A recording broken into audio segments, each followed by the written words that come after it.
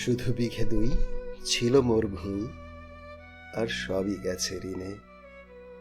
বাবু বলিলেন, বুঝেছ উপেন, এ জমি লইব কিনে। কহিলাম আমি, তুমি ভূস্বামী, ভূমির অন্ত নাই।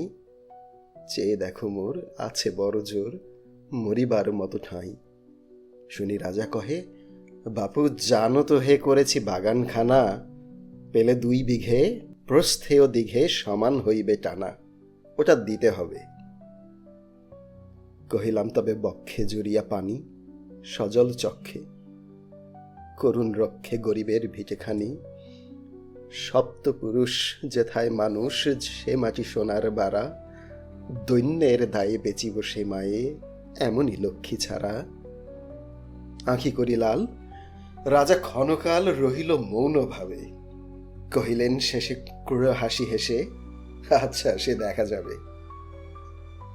পরে মাস দেড়ে ভিটে মাটি ছেড়ে বাহির হইনু পথে, করিল ডিক্রি, সকলই বিক্রি মিথ্যা দেনার ক্ষতে।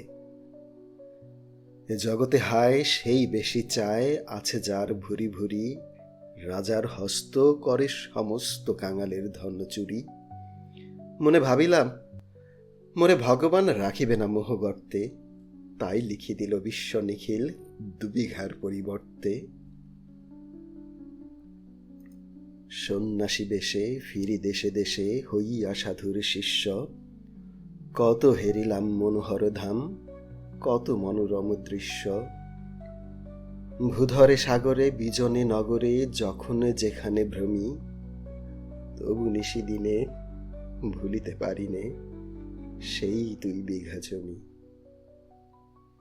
হাটে মাঠে বাটে এই মতো কাটে বছর 15-16। একদিন শেষে ফিরিবারে দেশে বড়ই বাসনা হলো। নম নম নম সুন্দরী মম জননী বঙ্গভূমি, গঙ্গার তীর স্নিগ্ধ সমীর, জীবন জোড়ালে তুমি। অবারিত মাঠ, গগন ললাট চুমে তব পদধূলি, ছায়া শনিবীর শান্তির নীর, ছোট ছোট গ্রামগুলি। পল্লব ঘন আম্র কানন, রাখালের খেলা গেহ, স্তব্ধ অতল দিঘি কালো জল, নিশীথ শীতল স্নেহ। বুক ভরা মধু বঙ্গের বধূ, জল লয়ে যায় ঘরে, মা বলিতে প্রাণ করে আনচান, চোখে আসে জল ভরে। 2 দিন পরে দ্বিতীয় প্রহরে প্রবিশিনু নিজ গ্রামে। কুমোরের বাড়ি দক্ষিণে ছাড়ি, রথ তলা করি বামে। রাখি হাট খোলা নন্দীর গোলা, মন্দির করি পাছে। ত্রিশাতুর শেষে পৌঁছিনু এসে আমার বাড়ির কাছে। ধিক ধিক ওরে শত ধিক তোরে নীলাজ কুলটা ভূমি, যখনই যাহার তখনই তাহার, এই কি জননী তুমি। সে কি মনে হবে একদিন যবে ছিলে দরিদ্র মাতা, আঁচল ভরিয়া রাখিতে ধরিয়া ফল ফুল শাক পাতা। আজ কোন রীতে কারে ভোলাইতে ধরেছ বিলাস বেশ, 5 রঙা পাতা অঞ্চলে গাঁথা পুষ্পে খচিত কেশ। আমি তোর লাগি ফিরেছি বিবাগী, গৃহহারা সুখহীন। তুই হেথা বসি ওরে রাক্ষসী, হাসিয়া কাটাস দিন। ধনির আদরে গরব না ধরে, এতই হয়েছ ভিন্ন। কোনখানে লেশ নাহি অবশেষ সেদিনের কোনো চিহ্ন। কল্যাণময়ী ছিলে তুমি ওই, ক্ষুধাহরা সুধারাশি। যত হাসো আজ, যত করো সাজ, ছিলে দেবী হলে দাসী। বেদের নহিয়া ফেরিয়া ফেরিয়া চারিদিকে চেয়ে দেখি, প্রাচীরের কাছে এখনো যে আছে সেই আম গাছ। এ কি! বসি তার তলে, নয়নের জলে শান্ত হইল ব্যথা। একে একে মনে উদিল স্মরণে বালককালের কথা। সেই মনে পড়ে জ্যৈষ্ঠের ঝড়ে রাত্রে নাহিক ঘুম, অতি ভোরে উঠি তাড়াতাড়ি ছুটি আম কোরাবার ধুম। সেই সুমধুর স্তব্ধ দুপুর, পাঠশালা পলায়ন, ভাবিলাম হায়, আর কি কোথায় ফিরে পাবো সে জীবন।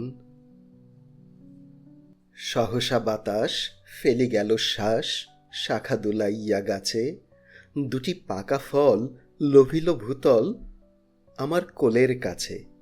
ভাবিলাম মনে, বুঝি এতক্ষণে আমারে চিনিল মাতা, স্নেহের সে দানে বহু সম্মানে বারেকে ঠেকানু মাথা। হেনকালে হায়, যমদূত প্রায় কোথা হতে এলো মালি, ঝুটি বাঁধা উড়ে সপ্তম সুরে পারিতে লাগিল গালি।